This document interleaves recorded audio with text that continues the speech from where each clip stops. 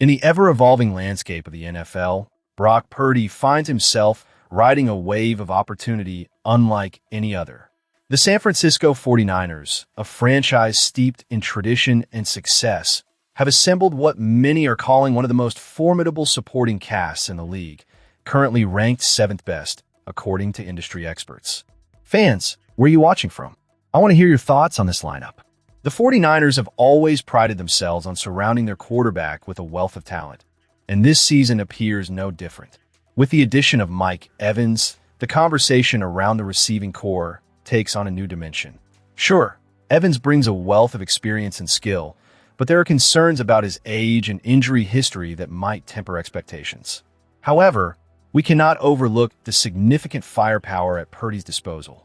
Christian McCaffrey is coming off a season where he showcased arguably the best form of his career, while George Kittle remains a dominant force and is often heralded as the premier tight end in the league when fit. And let's not forget about Trent Williams, widely regarded as the elite left tackle, providing the necessary protection for Purdy to operate effectively. Yet, a shadow looms over the receiving situation. The departure of Deebo Samuel last year, Brandon Aiyuk's absence through the entirety of 2025, and the decision not to bring back Jauan Jennings have left fans questioning the stability of the 49ers' aerial attack. In response, San Francisco has drafted Ricky Pearsall, a move aimed at redistributing targets that would have otherwise gone to Samuel. With Evans stepping in as a primary target, it seems Aiyuk's potential will need to be fully realized, and the team is optimistic about Dezon Stribling, who could replicate Jennings' elusive playmaking. When considering the environment Purdy will be stepping into, it is hard to argue that he isn't in one of the best situations imaginable for a quarterback. It's no surprise that similar conditions helped turn Mac Jones' career around during his stint in San Francisco. For Purdy, the stakes are high, but so are the rewards. Interestingly, the Seattle Seahawks find themselves ranked 10th on this list, following a particularly tumultuous offseason that saw them lose Kenneth Walker and offensive coordinator Clint Kubiak. While the loss of a running back of Walker's caliber could be detrimental, the uncertainty surrounding their play calling raises flags for their overall offensive efficacy. For Purdy, the challenge becomes clear. He must outperform Sam Darnold to ensure the 49ers maintain their competitive edge in a division where every game counts. Complicating matters further, the Los Angeles Rams have claimed the top spot in supporting cast rankings, boasting a quarterback most would prefer over both Darnold and Purdy, alongside what some argue is a more talented supporting cast. Despite this, we must remember that the Rams were similarly touted last year and ultimately fell short of expectations. As we look at the broader NFC landscape, the 49ers are certainly in good company with the Dallas Cowboys, Chicago Bears, Philadelphia Eagles, Detroit Lions, and Cincinnati Bengals, all ranking ahead of them. The competition is fierce, but it only adds to the excitement as we head into the next season. Now, as we continue to dissect the 49ers' journey, let's delve into the next pressing news item that could shape the future of this storied franchise. As we dive deeper into the 49ers' journey, we can't overlook the pivotal moments that have shaped this team.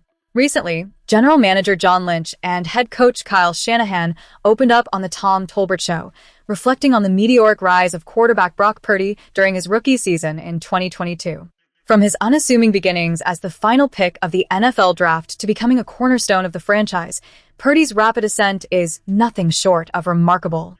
Lynch painted a vivid picture of Purdy's early practices, where he quickly caught the eye of coaches and teammates alike.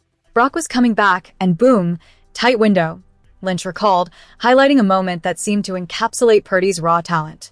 The palpable excitement in the air was undeniable, with even veterans like Trent Williams and George Kittle recognizing that something special was unfolding.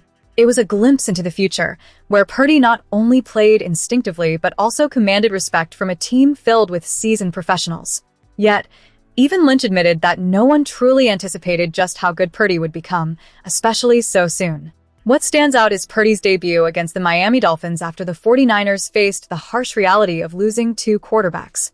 The pressure was immense, yet Purdy responded with the composure of a battle-hardened veteran, delivering pinpoint throws under duress. Shanahan reflected on that night, realizing that despite the dire situation, Purdy's performance reignited hope within the organization. "We didn't lose a game after that until he tore his UCL in the NFC Championship," Shanahan noted, a testament to how pivotal Purdy's presence was in keeping the team's championship aspirations alive. Then came Purdy's first official start against the Tampa Bay Buccaneers, where he experienced a brutal hit that resulted in fractured ribs. The stakes were raised even higher as the 49ers prepared to face division rival Seattle Seahawks just days later. There was uncertainty surrounding Purdy's availability, with Shanahan even tweaking the game plan for newly signed quarterback Josh Johnson. But in a classic display of grit and determination, Purdy informed Shanahan that the pain medication had kicked in, and he felt ready to go. "It was probably that 5-day span from the Tampa Bay game to playing with that injury. I was like, we got a dude," Shanahan concluded. This narrative arc is more than just a story of a rookie quarterback. It's about resilience, adaptability, and the unexpected heroes that emerge in times of crisis. Purdy has proven that he can not only handle the pressure but thrive under it, reshaping the narrative around the 49ers' future. As fans, we should recognize this journey and the impact it has on the team's trajectory. Now, as we transition into the next segment, let's keep the momentum going and analyze what lies ahead for our beloved 49ers. In the latest twist involving the San Francisco 49ers star tight end, George Kittle, we find ourselves diving into a story that transcends the gridiron and into the realm of social media controversy. As fans, we must grapple with the implications of Kittle's recent viral moment, which has sparked discussions far beyond the football field. So, where are you watching from, and what do you think about how Kittle handled this situation? Leave your thoughts in the comments below. Let's take a closer look at the events that unfolded in the early morning hours when Claire Kittle, George's wife, encountered an uninvited guest in their home, a spider. In a moment of panic, she turned to George, who, despite being a Pro Bowl athlete currently rehabbing from a significant Achilles injury, was the biggest person around. What followed was a humorous yet telling episode that showcased Kittle's persona, but also opened a can of worms regarding the responsibilities that come with celebrity status. George Kittle's injury during the postseason wild card loss against the Eagles was a devastating blow not only for him but for the entire 49ers organization. After undergoing surgery for a torn Achilles, Kittle's journey to recovery has been nothing short of a meticulous grind. A slant board, an essential tool for his rehabilitation, became an unexpected means of spider extermination. Kittle took to social media, portraying himself as a midnight warrior, armed with his rehab equipment to combat an 8-legged creature that posed no real threat. The post went viral, and the ensuing debate raised questions about the perceptions of strength, vulnerability, and the ethics of our actions, even in seemingly trivial moments.